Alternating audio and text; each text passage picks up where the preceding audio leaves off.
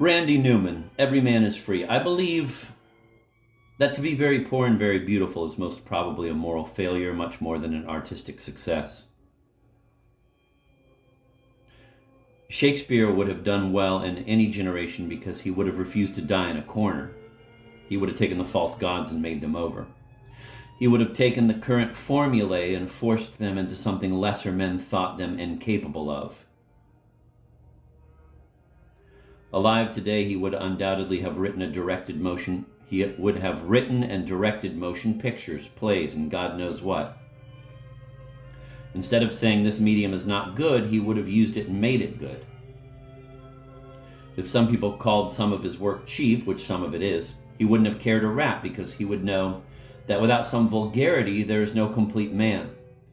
He would have hated refinement as such, because it is always a withdrawal, and he was much too tough to shrink from anything. Raymond Chandler, 1949, from Raymond Chandler speaking. End of quote. Pop. Chandler's statement, written in the midst of his failed attempts to do good work as a Hollywood screenwriter, tells us how completely he understood what it means to be an American artist.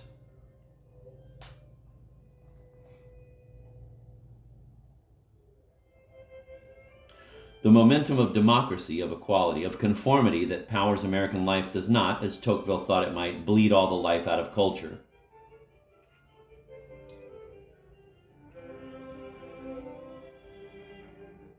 It has created a wholly new kind with all sorts of new risks and possibilities. At its worst, it can do just what Tocqueville expected, and there's always a good example around: The Sound of Music. Quote, the audience, end of quote, Pauline Kael wrote bitterly, quote, becomes the lowest common denominator of feeling, a sponge, end of quote. Love Story, the pop group America, Tocqueville smiling in his grave at the elegance of their conceit. There is, though Chandler also wrote, quote, a vast difference between writing down to the public, something which always flops in the end, and doing what you want to do in a form that the public has learned to accept, end of quote. There have been great American artists who have worked beyond the public's ability to understand them easily, but none who have condescended to the public. None who have not hoped, no matter how secretly, that their work would lift America to heaven or drive a stake through its heart. This is a democratic desire, not completely unrelated to the all-time number one democratic desire for endless wealth and fame. And at its best, it is an impulse to wholeness.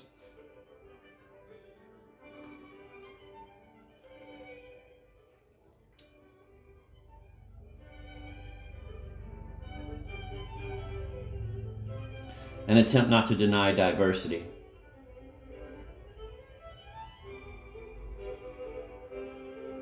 Or to hide from it, but to discover what it is that diverse people can authentically share.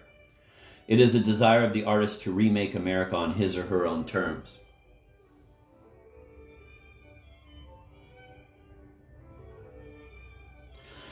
This impulse powers the strongest popular artists as it powers pop culture itself. It is an urge to novelty and necessity. It exhausts most talents with terrific speed and goes on to something else.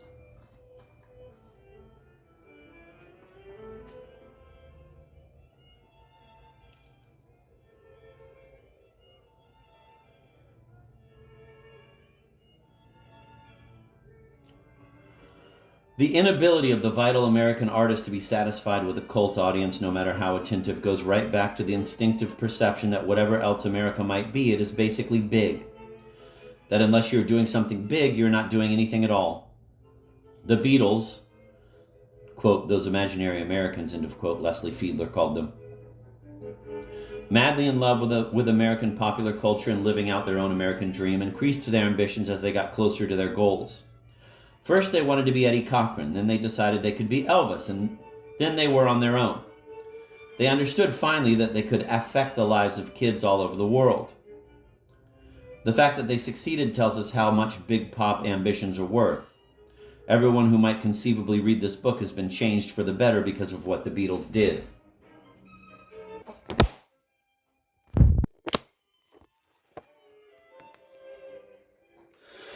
When it is alive to its greatest possibilities to disturb, provoke, and divide an entire society, thus exciting and changing a big part of society, Pop says that the game of a limited audience is not really worth playing. It is as contradictory and as American as a politician who can't stand dissent, who gets and keeps his power by dividing the country and turning the country against itself, and then wants everyone to love him.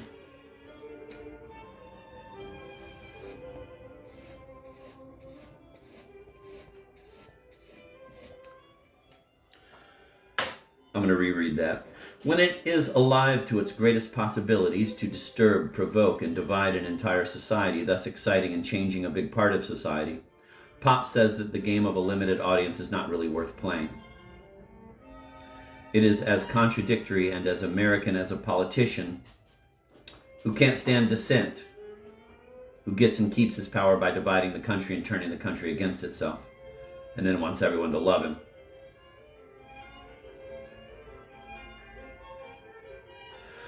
This is not simply a matter of the depth of the artist's idea any more than the contours of American history really turn on how well Andrew Jackson understood macroeconomics. What matters is the depth and breadth of response an artist can evoke in an audience, and whether or not that artist is really challenging the audience and not simply playing off its fears and weaknesses. In the case of someone extraordinary like Elvis Presley or the Beatles, this process becomes its own idea, and a pretty deep one. But who knows if 8 days a week is not enough to show I love you as a deep idea, or a trivial one, or any kind of idea at all, and who cares? The joy of pop is that it can deliver you from such questions by its immediacy and provoke them by its impact.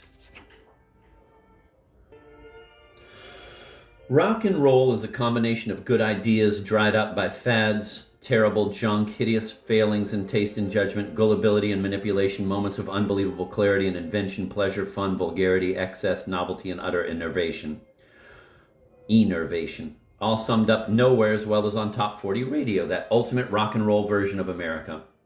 As one writer put it, describing a classic radio segue of a pimple commercial directly into Bob Dylan's George Jackson, right on!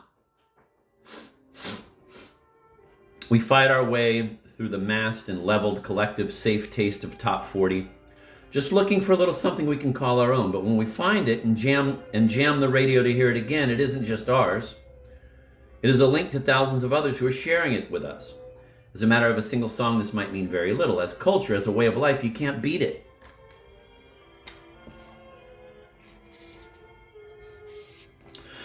And what about Randy Newman, who is unfortunately somewhere else entirely, that is buried on occasional FM radio or in the back of someone's record collection? All combined, Newman is fond of saying, my records have sold as many copies as James Taylor's last album sold in Des Moines. But I'm fantastically wealthy, so nothing matters. Spoken like a pop master. Only money counts. But obviously, if his public failure didn't bother him, Newman wouldn't complain about it. To the degree that he knows his work is good, he will want it to affect everyone in sight. And more than that, a singer whose songs contain an astonishing affection for every American, from a middle-class couple wasting away in Florida to a rapist preying on their daughter, cannot be satisfied with the attention of an elite, of critics and a few more, because a cult contradicts the best impulses of his work.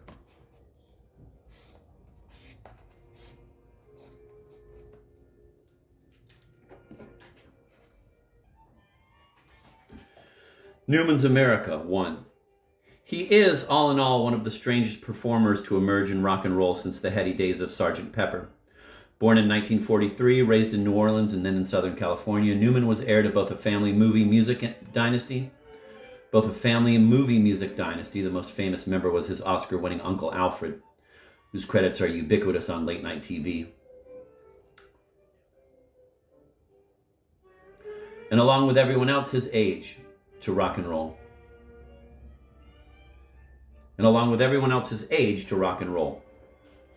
Fats Domino was his man. Newman took up the piano, was classically trained at UCLA, and got a job with a music publishing company hacking out songs for money. He made a lot, as he says, but since he didn't much like the way other people did his stuff, he began recording it himself.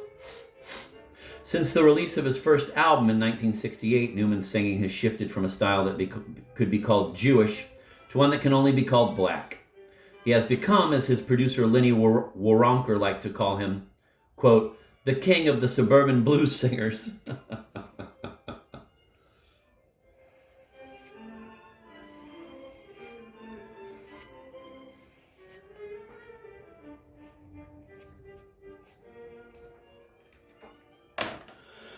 What Newman has taken from black singers is not what most rock and roll singers have taken: assertiveness, aggression, melancholy, sexual power. His somnambulant personality determined his choice of a lazy, blurred sound where words slide into each other, where syllables are not bitten off, but just wear out and dissolve. The blues practice of dropping a key word off the end of a line to hint at ominous sexual mastery or knowledge too strong to put into words becomes with Newman a wonderful throwaway, a surface lack of seriousness that at first hides, and after a few listenings intensifies, a sense of Newman's commitment to his material. It is as if Randy's real blues hero wasn't Howlin' Wolf, but Stepin Fetchit, and as if Randy had a pretty good idea of what secrets were hidden in the shuffle.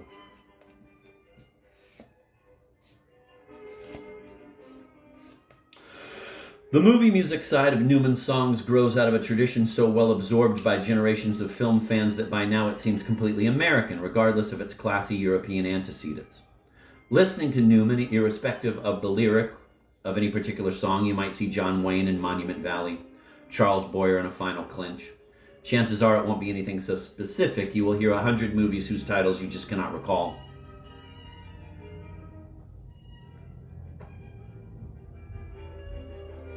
Newman's music is stronger than any to be found in those movies. His music is from a movie no one ever made, the score that was never quite written. It is everything that movie music aspired to, richer on his records because he is making records, not movies. He uses the familiarity of the music to set us in the moods and situations the music automatically calls up.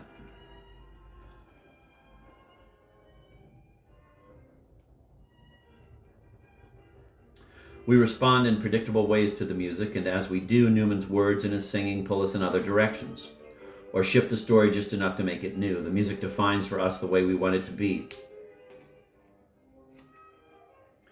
the way the movies have told us it is. And then Newman tells us how it looks to him. The tension that comes is almost never facile because the movie dreams the music evokes are real to him too.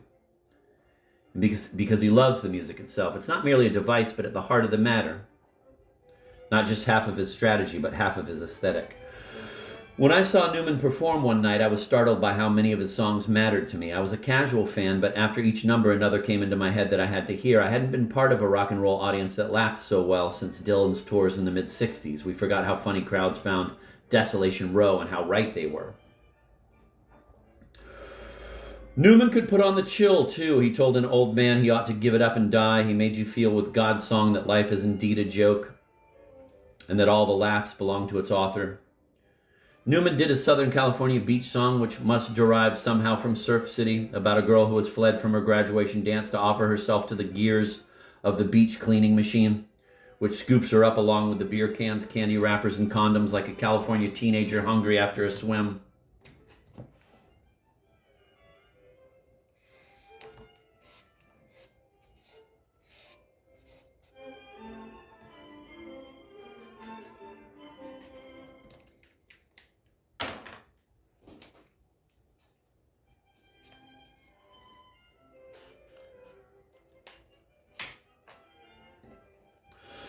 He sang some of his easy target tunes like Burn Out about the fire-trapped Cuyahoga River.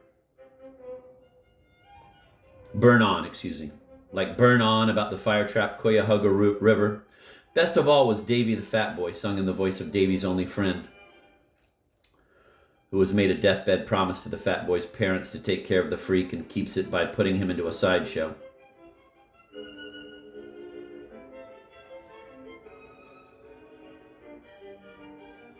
It reminded me of that unbearable climactic scene in von Sternberg's Blue Angel, where Emil Jannings, the fallen professor forced to stand before his ex-students imitating a chicken, holds his body like one enormous clubfoot, his face in a frozen mask of terror and madness, and produces a squawk that can shrivel the soul.